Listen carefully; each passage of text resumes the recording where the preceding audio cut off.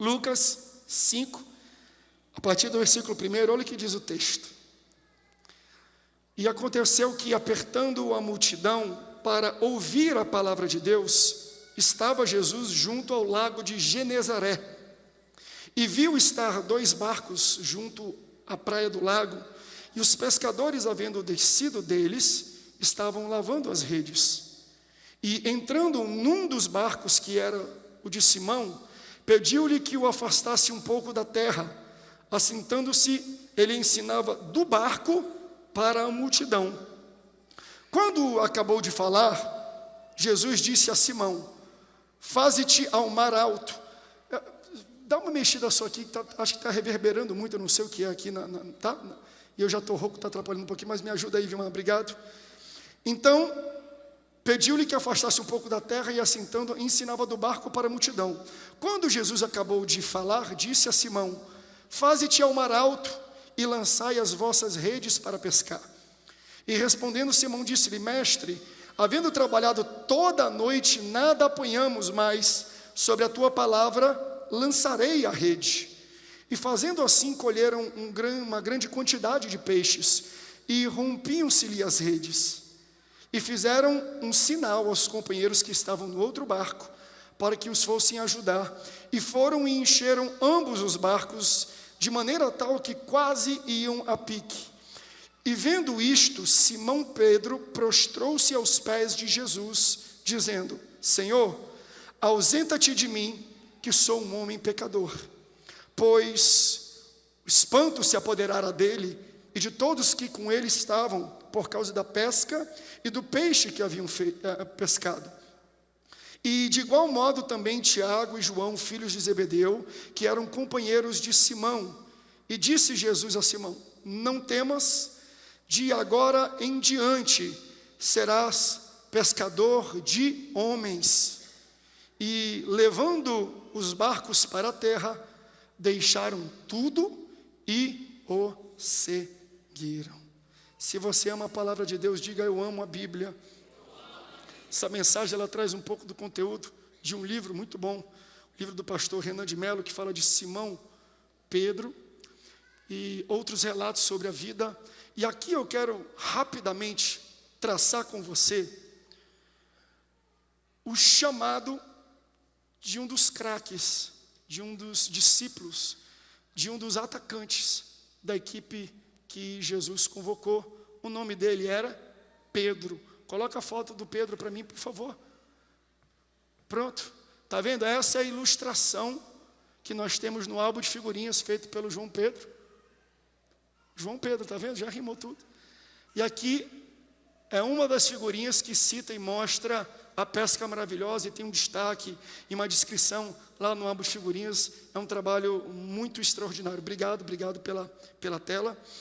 Quando nós lemos esse texto, que Jesus entra no barco de Pedro, manda ele jogar rede, depois ele larga tudo e segue Jesus, e Jesus de fato fala que: ó, você é meu discípulo, eu vou te fazer não apenas pescador de homens, de peixes que você é, mas eu vou te transformar em pescador de homens. A gente tem a tendência a pensar que esse relato é o primeiro encontro que Jesus tem com Pedro, porque a gente acha que toda vez que Jesus encontra com alguém, a pessoa automaticamente, de primeira, instantaneamente, larga tudo que ela tem para seguir Jesus. Só que essa não é a realidade não necessariamente desse texto, mas eu quero trazer um contexto para você. Essa não é a primeira vez que Jesus tem um encontro com Pedro. Nos relatos bíblicos, essa é a terceira vez que Jesus tem um encontro com o Simão Pedro. A primeira vez que Jesus encontra Simão Pedro é porque o seu irmão André, que era seguidor de João Batista, e vê João Batista batizando Jesus, e João Batista fala assim: ó, esse é o Cordeiro, aquele que veio tirar o pecado do mundo, esse é o Messias, esse é quem eu precedia, eu era apenas uma voz que clamava no deserto. Então André, ele sai dali, vai para sua casa e fala assim: Pedro, eu preciso te apresentar para alguém, nós encontramos o Messias. Então André, irmão de Simão Pedro, pega Pedro pelas mãos e leva-o até um local onde Jesus está. Quando André está trazendo Simão Pedro e ele entra no ambiente onde Jesus está, ele nem apresenta Pedro para Jesus, ele nem precisa. De longe Jesus olha para Simão Pedro e fala assim, ó, você é Simão, filho de Jonas. Em outras palavras, Jesus está falando, eu conheço o teu passado.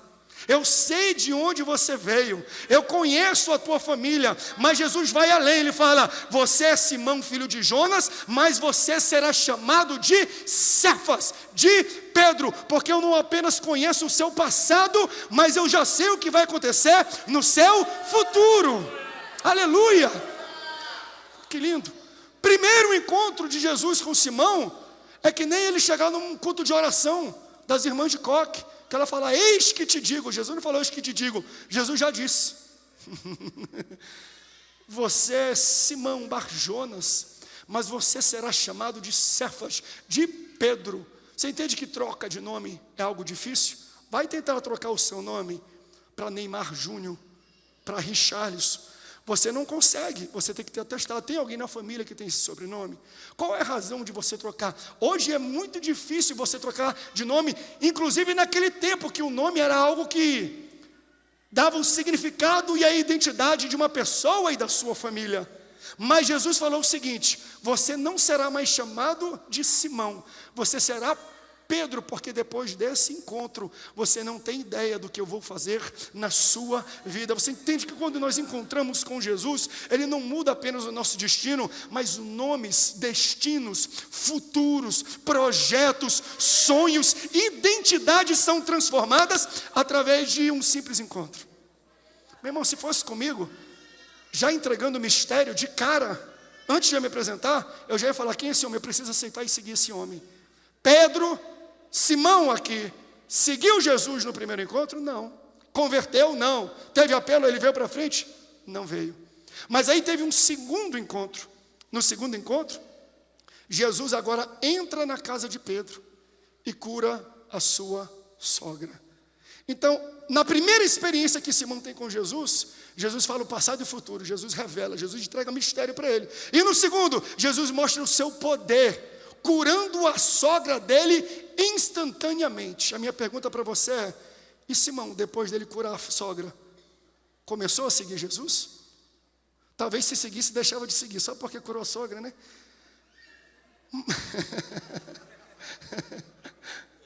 Eu amo a minha sogra, nada contra, e a minha esposa ama a sogra dela, em nome de Jesus, né, meu amor? Olha o poder, olha a intimidade. Olha o que aconteceu com Simão no primeiro encontro e com Simão no segundo encontro. A minha pergunta para você é, e ele se tornou seguidor de Jesus? E Simão, ele se converteu? Ele passou a ser um discípulo? Não, não. Algumas pessoas precisam de um pouco mais de tempo. Algumas pessoas precisam de um pouco mais de dedicação. Algumas pessoas precisam de um pouco mais de intimidade. Algumas pessoas precisam de mais encontros com Jesus. Mas pastor, eu estou há 10 anos trazendo aquele homem, aquela mulher, aquele filho, aquela filha, aquele primo, aquele pai. Continue trazendo, porque em um desses encontros, o Senhor Jesus vai transformar a vida dessa pessoa. Porque o Senhor falou, já tive o primeiro, já tive o segundo, já me revelei, eu já mostrei o meu poder, já mostrei a minha autoridade, a minha presciência, a minha onisciência, mas eu vou fazer mais. Aí num certo dia, Simão estava pescando com seu irmão André e com seus parceiros de negócio, Tiago e João. Eles tinham uma empresa de pesca. Eles estavam pescando e passaram a noite inteira sem pescar nada. Uma pescaria frustrada, uma pescaria ruim. Então eles voltam, param e atracam no trapiche, na doca, o seu barco. Não tiram peixes porque não pescaram nada, mas pegam uma rede sem nada. Talvez pegaram apenas algas, apenas lixo de mar e começam a limpar as redes. Por que eles limpam a rede? Porque eles não vão voltar tão cedo a pescar. Porque se fosse voltar na noite seguinte, não deixariam dentro do barco. Não pescamos nada. Não está ocupada, não está cheia, deixa lá, tivemos um resultado ruim, mas vamos voltar e vamos ter uma pescaria melhor. Mas eles, quando tiram a rede e começam a lavar, estão indicando, nós não necessariamente vamos desistir de pescar, mas não vamos pescar tão cedo, porque fomos frustrados, porque tivemos um encontro que não deu certo. Aí no momento que eles estão pensando em parar por tempo indeterminado, quem aparece? Jesus. Eu amo Jesus. Porque Ele é especialista em aparecer na nossa vida no momento que a gente está lavando as redes. Ele é especialista em aparecer na nossa vida no momento que a gente está pendurando as chuteiras. Ele é especialista em entrar na nossa casa, em entrar na nossa vida no momento que a gente fala, eu não aguento mais. Quem sabe alguém chegou essa noite hoje com essa postura. Você veio para cá, lavando as redes, o Senhor está entrando agora na tua vida e está falando, ei, não lava ainda não, pega a mão nessa rede porque eu vou te colocar no barco, você vai lançar e eu vou mudar daqui para frente os resultados da tua vida. O Senhor Jesus chega diante de Simão e fala, posso entrar no seu barco? É interessante que o texto diz que o Senhor Jesus, ao estar no lago de Genezaré, estava pregando, uma multidão estava o pressionando. Então imagine isso, uma multidão como vocês aqui, ouvindo a pregação de Jesus. Aqui atrás existe água, existe um mar, e Jesus não consegue mais andar, ele não consegue achar um ambiente próprio para poder projetar a sua voz e pregar para as pessoas. Por isso que ele quer um barco, porque ele vai entrar nesse barco e fazer desse barco um púlpito de pregação. Então quando ele olha para trás, o texto diz que ele encontra e vê 2 barcos, e desses 2 barcos ele entra no barco de Simão. É bem necessário dizer para você que naquele tempo não existia moto, não existia carro, não existia caminhão, não existia ferrovia. A única maneira das pessoas pescarem, se transportar, levar mercadorias é pela água. Ainda mais estando onde eles estavam, então o mar da Galileia, o lago de Genezaré, era um local onde muitas embarcações ficavam fazendo esse trânsito de pessoas, de mercadorias, de vendas, de pesca, de outras modalidades. Então, alguns estudiosos vão dizer que naquele tempo de Jesus, havia naquele lago aproximadamente 3.000 barcos. Olha que interessante, 3.000. Aí o texto vai me dizer que de 3.000, Jesus olha para trás e vê 2. De 2 ele entra em 1. Você entende que Jesus não te usa por falta de opção? Opção e barco para entrar, Jesus tem um monte. Mas por alguma razão ele escolheu o seu barco para entrar. Você está entendendo que de 8 milhões de habitantes na terra, o Senhor olha para trás e olha para você e fala, posso entrar no barco da tua vida? Eu posso entrar na sua casa? Ele poderia entrar em qualquer outra casa, em qualquer outro barco, em qualquer outra vida, mas ele olhou para você e falou, eu posso entrar na tua vida?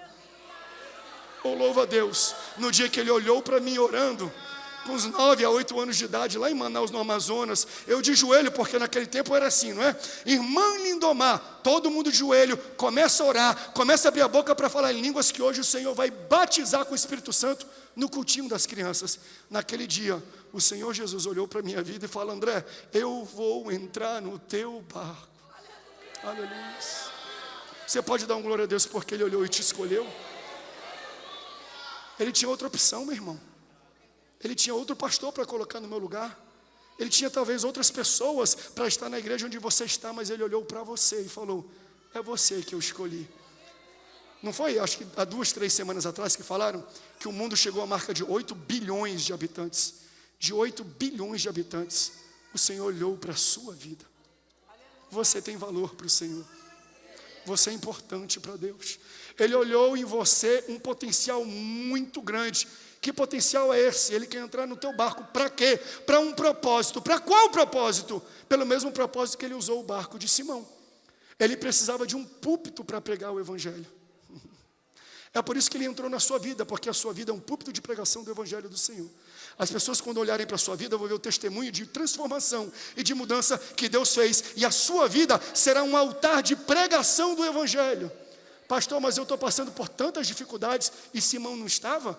Depois de uma pesca frustrada, depois de não ter resultado nenhum, você acha que você só prega quando você tem bons resultados? Mal você sabe. Eu posso falar isso porque a minha vida é um altar e um púlpito de pregação do Senhor. Os irmãos conhecem a minha vida e minha família. Eu tenho uma filha que fez 9 anos de idade. Ela não fala ainda. Quer dizer, já falou algumas palavras para a honra e para a glória do nome do Senhor. Aí as pessoas vão olhar para mim e vão falar, mas pastor, como é que você prega sobre milagre se você está precisando de milagre na sua casa?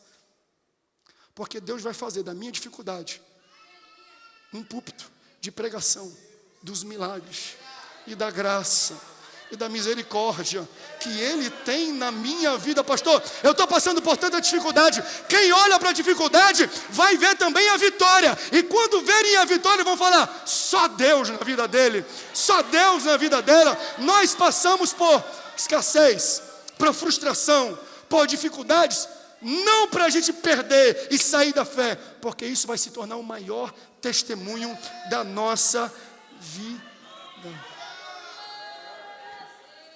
Aleluia, aleluia, aleluia. Eu louvo a Deus, porque o critério de escolha de Deus é diferente do critério da escolha humana. Você lembra que Jesus falou: você é Simão, filho de Jonas, conheço o seu passado. Isso é muito significativo, mas melhor do que isso foi a frase seguinte: mas você será Cefas, porque eu também conheço o teu futuro. Porque se fôssemos nós, a gente nunca escolheria o barco de Pedro para pregar. A gente nunca escolheria o barco de Pedro para entrar. Por quê? Porque nós queremos participar de um time vencedor. Eu não gostaria de ser titular, camisa 10, do time do Catar. Eu prefiro ser reserva do time do Brasil. Por quê? Porque eu quero estar dentro de um local onde o time está ganhando. Nós somos assim. Eu não quero estar naquele time porque aquele time perdeu muito, porque aquele time é ruim demais, porque aquele time não dá em nada. E muitas pessoas poderiam olhar para a vida de Pedro, para o barco de Pedro, e falar assim: eu não quero fazer parte, eu não quero entrar no barco desse cara. Não sabe nem pescar direito, não teve resultado nenhum, não pegou nenhum peixe. Então você entende que o homem julga uma pessoa pelo resultado pregresso, pelo histórico de falhas. Ele é ruim, ele não conseguiu nada até agora, ele não teve nenhum sucesso até agora, mas o mesmo Jesus que conhece o teu passado, porque ele sabe que você é Simão, filho de Jonas, ele conhece também o teu futuro, porque ele sabe que você vai se tornar em Cefas. Então você tem que entender que quando Jesus escolhe alguém, não é pelas falhas do passado, mas pelas conquistas do futuro. Só homem vai olhar para trás e fala: não quero andar com esse cara, não vou escolher ele, não vou chamar, porque ele só faz coisa ruim, nunca teve um sucesso. Aí Jesus fala: é você mesmo. Por quê? Porque eu conheço o sucesso que você vai ter lá na frente, porque eu conheço o teu futuro, porque eu sei o teu potencial. Então entenda isso: Deus não te escolhe pelos teus fracassos do passado, Deus te escolhe pelo potencial do teu futuro, pelo tamanho do projeto que Ele tem na tua vida. É por isso, eu gosto daquela música do Midian que canta, né? Eu estou com voz ruim para cantar, mas ela fala assim, ó: Deus conhece tua estrutura, sabe o que está... Me ajuda a cantar. Mesmo que seja difícil, não pare, Ele está vendo. E mandou a ti.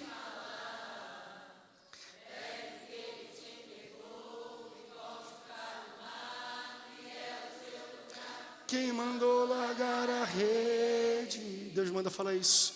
Quem mandou vocês parar? Volte para um mar alto no lugar da tua honra. Quem mandou? Quem mandou?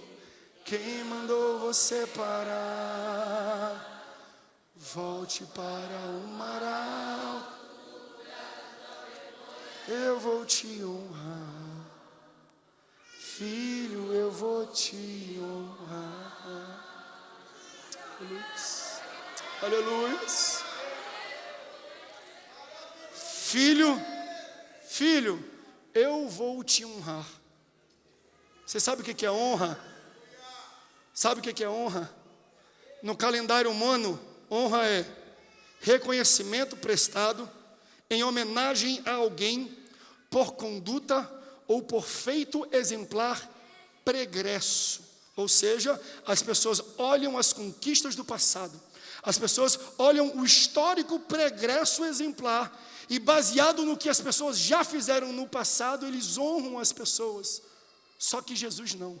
Jesus não te honra baseado no teu passado. Jesus honra baseado no futuro, meu irmão. É por isso que às vezes a gente não entende Deus, porque Deus escolhe umas pessoas e confunde a gente, porque Deus levanta pastor, Deus levanta pregador, cantor, a gente olha e fala assim: como é que Deus escolheu esse camarada? Como é que Deus escolheu essa mulher? Eu conheço a vida dela, eu conheço o passado dela, eu conheço a sujeira dela, eu conheço que ele já está todo queimado. Como é que Deus fez isso? Se esse homem está todo queimado, é porque você está olhando para o passado dele. Deus está olhando para o futuro dele. Futuro dele. Nunca julgue alguém pelo passado, quando Deus já está olhando lá na frente e está falando: eu sei que tu é filho de Jonas, mas você vai ser Cefas. Eu sei que você é Simão, mas eu vou te transformar em Pedro. Quem transforma é Deus. E Deus, quando transforma, Ele te coloca num projeto que nem você conhece. Aleluia. Então para de julgar alguém pelos erros do passado. Começa a ver o que Deus está fazendo na vida dessa pessoa, porque essa pessoa tem um futuro brilhante. Eu posso ouvir um glória a Deus por essa palavra? Então, pastor, Deus me escolheu, pastor, para ser um púlpito da pregação? Sim, ele estava precisando de um púlpito, por isso ele subiu no barco de Simão. Mas você percebe que quando Jesus estava no barco, Jesus está pregando cura, milagre, multiplicação, frutificação. Imagino Jesus pregando tudo isso. Mas ele está pregando em um púlpito frustrado. Não é uma loucura isso? Deus está falando de resultado e frutificação em um local onde não tem resultado e nem tem frutificação. Por isso que eu falo que Deus tem misericórdia de pregador. Eu não prego a minha vida, porque se eu pregasse a minha vida, poucas pessoas seriam edificadas. Eu prego Jesus, porque quando eu prego Jesus, toda a igreja é edificada. Mas você entende que às vezes Deus primeiro usa o barco vazio para pregar de multiplicação para os outros, porque antes dele te abençoar, ele vai usar a tua vida para abençoar alguém primeiro. Você entende que às vezes você está passando por dificuldades financeiras, mas você está pregando prosperidade? Você entende? Eu postei esses outros dias isso. Deus escolhe o profeta rebelde Jonas para pregar para um povo em Nínive rebelde. Por quê? Porque a mensagem de Deus não é só para alcançar o receptor, mas o emissor.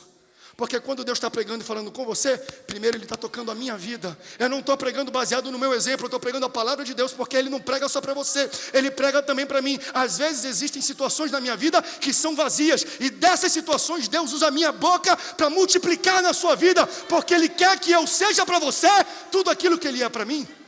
Experimenta isso. Eu quero que você seja para alguém tudo aquilo que um dia eu serei para você. É por isso que mesmo doente você tem que orar por cura. É por isso que mesmo quebrado, liso, você tem que orar por prosperidade. É por isso que às vezes com dificuldade na sua família, você tem que orar por reconstrução familiar, porque Deus quer que você seja para alguém tudo aquilo que Ele vai ser na sua vida. Eu dou glória a Deus por isso. Eu dou glória a Deus por isso. Se eu não me engano, não vou lembrar o texto, mas se eu não me engano foi Abraão que foi chamado a uma casa que nenhuma das mulheres poderiam ter filhos. Nenhuma. Depois encontro o texto até o final, o pastor Rodolfo é minha enciclopédia, é meu Google. Ele encontra o texto para mim, mas chamam Abraão para uma casa onde nenhuma das mulheres, se não me engano 6 ou 7, as filhas, eu não estou lembrando bem o nome, mas ninguém pode ter filhos. Aí sabe o que Abraão faz? Ele ora para que Deus venha abrir a matriz das mulheres, e todas as mulheres abrem, frutificam e têm filhos. Detalhe, a sua mulher, Sara, é estéril. Não é porque lá em casa eu estou vazio que eu não posso falar uma palavra que vai transformar a sua casa. Não é porque na minha casa eu estou em falta que eu não posso usar a autoridade da palavra para pregar. Eu não estou falando de falsos profetas que não vivem o que pregam. Eu estou falando de alguém que vive o que prega, mas ainda não tem o resultado, porque o resultado de amanhã é feito pelo que eu estou plantando hoje. Então às vezes você está olhando para a minha vida. Cuidado ao julgar pessoas. Cuidado. Você entende que existe aquele texto, tem nada a ver com meus bolsos aqui, mas Deus está colocando no meu coração. Tudo aquilo que você planta, você colhe. Então às vezes a pessoa tem um passado ruim, mas você não sabe. Aí você julga que ela não tem resultado. É porque ela está colhendo só agora aquilo que ela plantou no passado. Por isso que eu falo, não julgue uma pessoa pelo que ela está colhendo. Julgue a pessoa pelo que ela está plantando. Eu posso até estar colhendo as minhas decisões erradas do passado. Mas quando o Senhor Jesus me salvou e entrou no meu barco, eu passei a fazer decisões certas. Então não me julgue pelo que eu estou colhendo agora, julgue pelo que eu estou plantando agora, porque amanhã eu vou colher aquilo que eu estou plantando hoje. Deus manda falar isso para algumas pessoas que ainda não sabem, pastor, por que eu estou vivendo, às vezes por alguma dificuldade, porque você não planta hoje e colhe amanhã, demora algum tempo, quem sabe você está colhendo algo que foi plantado há 10 anos atrás, mas desde que o Senhor Jesus entrou na sua vida, você começou a colocar boas sementes no solo, e na hora certa vai chegar. Alguém pode dar uma glória a Deus por isso? Aí ele prega, esse texto mesmo é Abraão? Não, Gênesis 20, 17, qual é o nome da casa que ele está? De Abimeleque. Quantas filhas ele tem? 7 filhas. A sua esposa não pode ter filhos, mas ele ora e 7 matres são abertas e ela tem filho. Deus usa o nosso barco vazio como púlpito de transformação.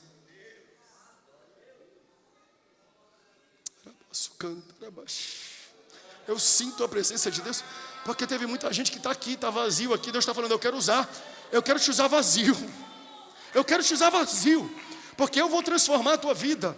Eu vou dar um testemunho de transformação extraordinário para você, sabe? Aleluias, aleluias, aleluia. Abaixo e andarás, turamacha e andarás, orabaixo cantarabás. É por isso que eu não canso de falar. Eu não falo para me exaltar, porque isso aqui não tem nada a ver com a exaltação do meu nome, mas o nome do Senhor. Quando eu descobri e entendi um pouco do diagnóstico da minha filha, eu iniciei com alguns amigos um projeto infantil chamado 3 Palavrinhas. Então, da minha dor de ver minha filha só vendo uma galinha azul cantando popopó, e não se comunicar, eu falei, eu vou fazer alguma coisa. E nós fizemos um projeto chamado 3 Palavrinhas. Hoje o 3 Palavrinhas alcança 6,5 milhões de pessoas por dia, só no YouTube. De onde é que nasceu esse altar de propagação do Evangelho? De um barco vazio. De uma dor. Deus vai usar a tua maior dor e transformar ela na tua maior vitória.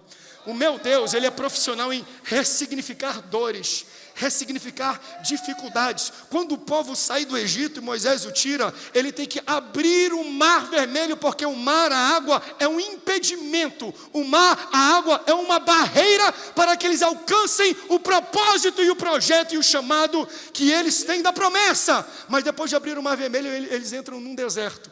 O que você mais precisa para sobreviver no deserto? Ué, quer dizer que a barreira lá de trás agora é o que vai te manter vivo aqui na frente?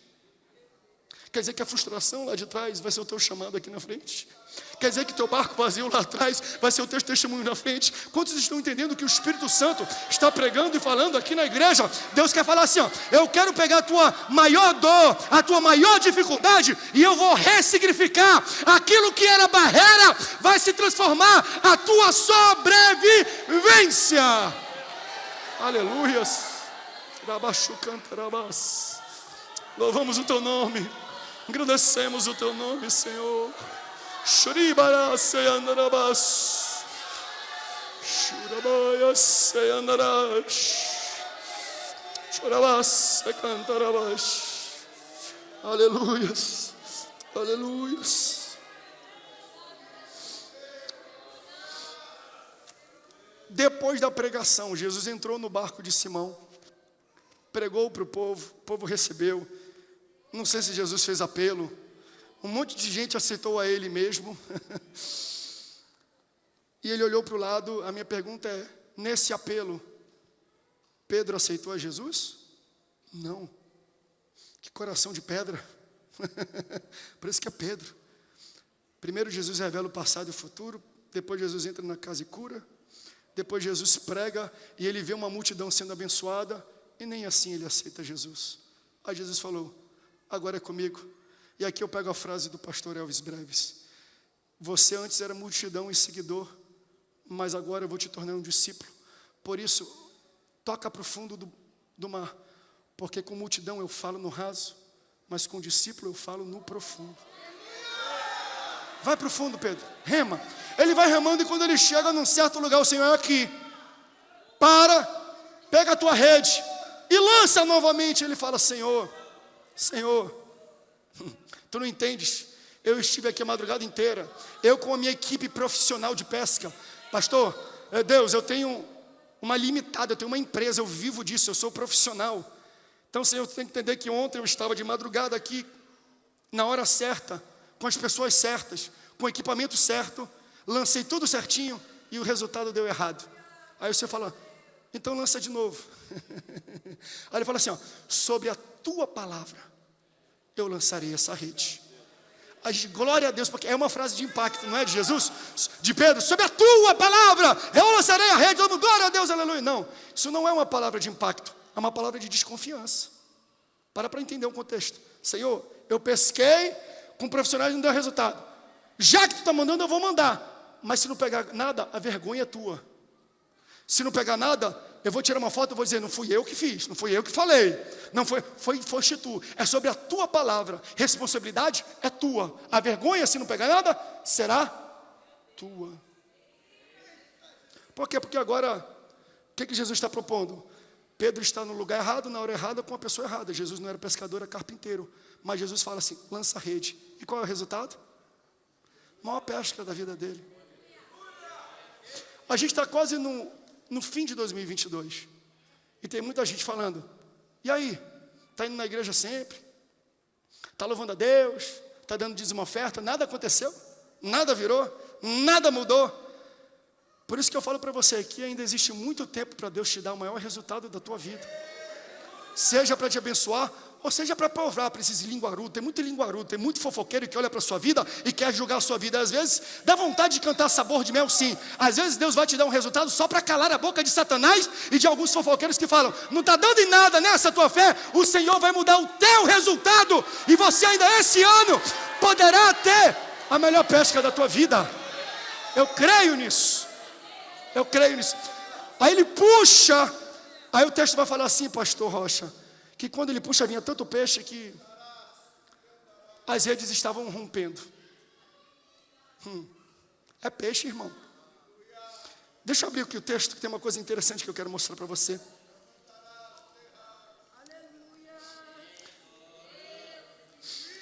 O versículo 6, eu estou falando isso aqui, é um relato do Evangelho de Lucas. Lucas é um doutor, é um médico, um homem, talvez, de todos que estiveram ali próximos e escreveram textos bíblicos, o mais brilhante, o mais entendido, o mais capacitado. Ele escreveu na língua dele, natural em grego, então não tem como ele errar nas coisas, nos relatos. Você imagina, um médico, quando ele escreve, a gente nem entende às vezes, mas ele fala palavras difíceis, porque ele é tão cirúrgico, ele é tão detalhado, que não tem como interpretar ele errado. Aí olha o que o doutor Lucas vai escrever para a gente no versículo 6. E fazendo assim, depois de lançar a rede, fazendo assim, colheram uma grande quantidade de peixes, que rompiam-se-lhe as redes. Quem olha primeiro vai falar assim, tem um erro aí, pastor. Aonde? Peixe não se colhe, peixe se pesca. Como é que eles colheram uma grande quantidade de peixe? Eu nunca vi o cara plantar tucunaré e colher tucunaré. Tucunaré não se colhe, tucunaré se pesca. Por que o doutor Lucas, escrevendo na sua língua que mais domina, entendedor, vai falar que eles colheram uma grande quantidade de peixe? Simples, porque isso aqui não foi uma pesca, isso foi uma colheita. Você tem que entender, isso aqui Deus é maravilhoso. Você tem que entender o conceito de colheita. A Bíblia já fala, tudo aquilo que você plantar, certamente você. Então não tem como eu colher algo que eu não plantei antes. É por isso que é uma colheita. Aí você vai perguntar, mas pastor, o que Pedro plantou para colher um barco cheio de peixe? Ele plantou um barco vazio e frustrado. Jesus estava precisando pregar. Pedro, me ajuda a pregar. Senhor, está aqui, eu te dou de oferta o meu barco.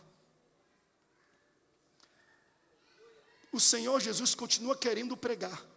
E ele atrás, e ele está sondando corações de ofertantes, de dizimistas, de bons mordomos, para falar, você tem coragem de me dar o que você tem? Mas eu tenho um pouco, pode ser vazio. Pode ser um pouquinho, me dá. Porque toda vez que você dá algo para Deus, Ele nunca te devolve menor, Ele sempre te devolve maior. Deus nunca pede algo de você para arrancar, para diminuir, para subtrair, para dividir, não. Quando Deus pede algo para você, é sempre para melhorar, para aumentar e para te devolver depois. Aleluias.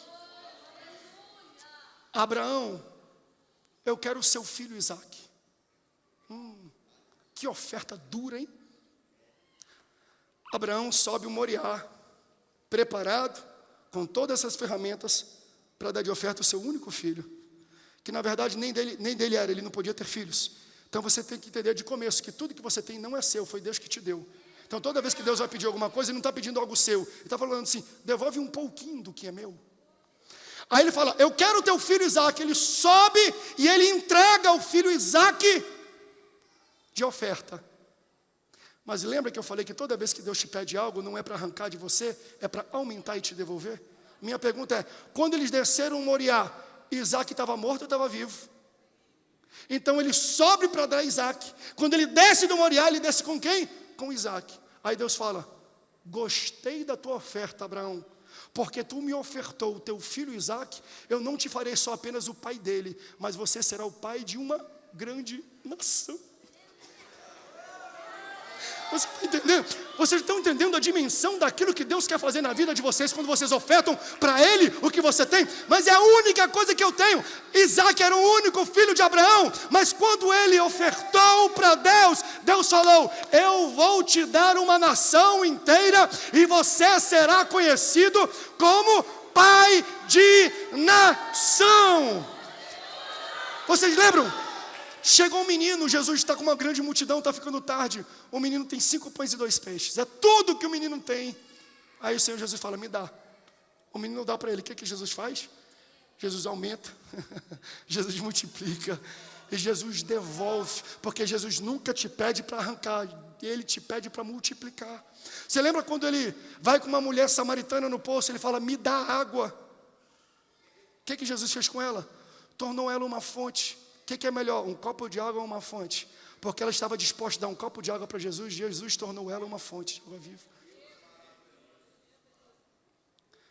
Você está disposto a dar a vida frustrada, o casamento frustrado, chamado frustrado, o barco vazio, como oferta a Deus?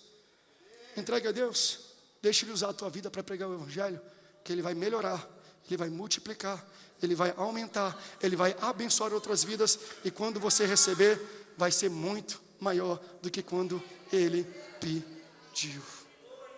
Aleluias. Por isso, para terminar, o pessoal do louvor pode subir.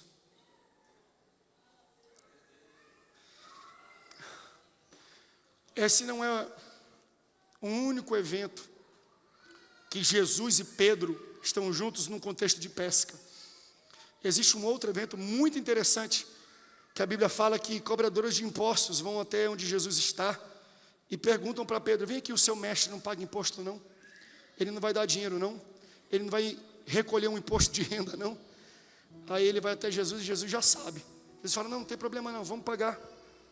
A gente está aqui para dever um homem não? Faz o seguinte, pega uma vara de pesca, vai ali, e o primeiro peixe que você pescar, você vai abrir a boca dele e vai ter uma moeda ali dentro. Você pega essa moeda e você paga a dívida que eu, que você e que todos nós temos. E aqui eu termino com algumas lições desse texto.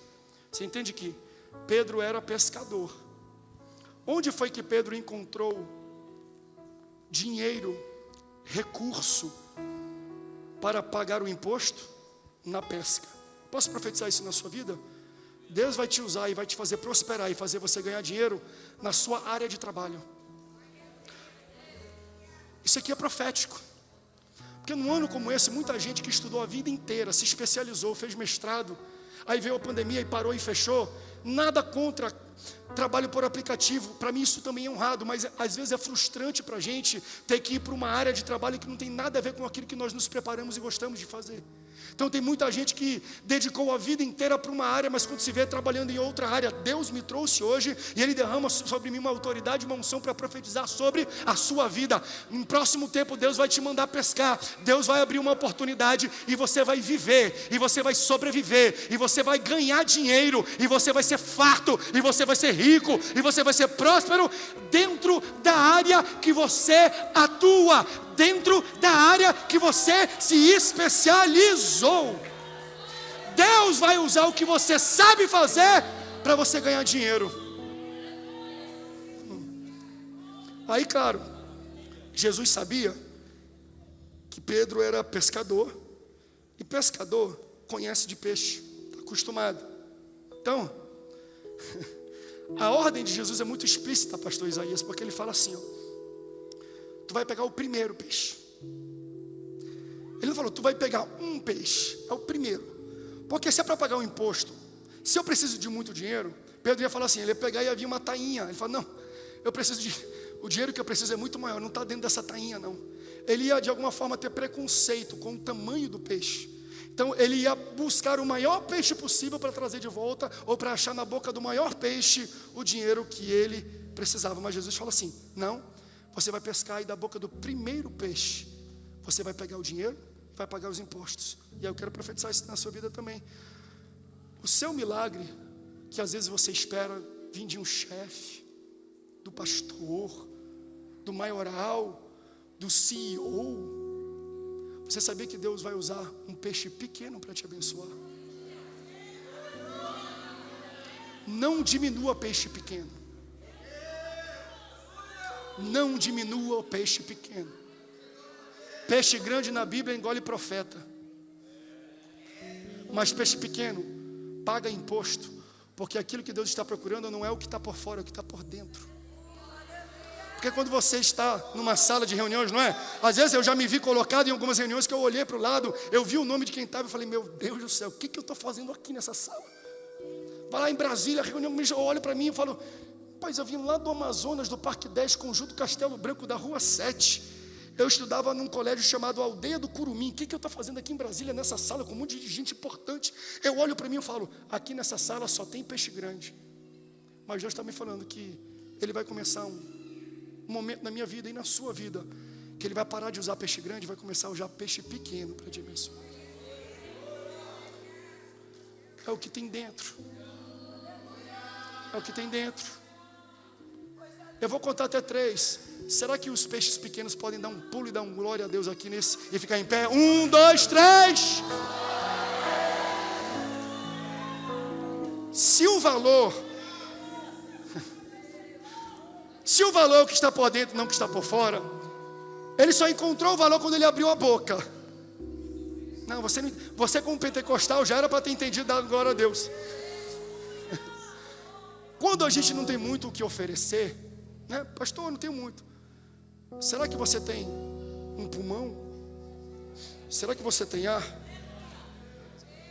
Para muitos, você não tem muito o que oferecer, mas Deus acabou de mostrar, não é o que está fora, é o que está dentro. Quando você abre a sua boca, você mostra para Deus o real valor que existe aí dentro. Não tem como você mostrar o valor que você tem com a sua boca fechada. Porque quando a gente é peixe pequeno, a gente tem que abrir a boca mesmo.